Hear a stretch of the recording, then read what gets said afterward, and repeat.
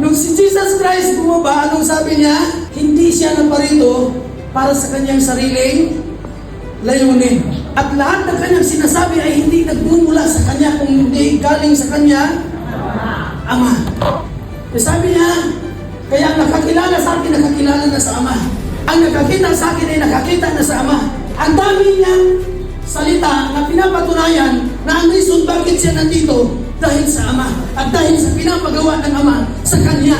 At siya ay masunuring anak, kaya wala siyang ibang ginagawa nang ayon sa kanyang sariling gusto lang, kundi gusto ng Luke chapter 4, verse 43, ang sabi doon, ano sabi ni Jesus? Subalit dapat ko rin ipangaral sa ibang mga bayan ang mabuting balita patungkol sa kaharian, pagkat ito ang dahilan kaya ako naparito, kaya ako isinugo.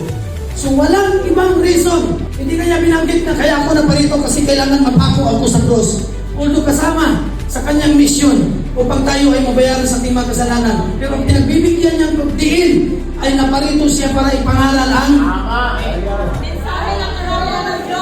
mensahe ng kaharian ng Diyos. Kaya lang, mandaraya si Satanas, napakatagal na panahon, dinaya tayo. Nang alam natin na parito si Jesus para lang ipako sa cross at magbayad sa ating mga kasalanan.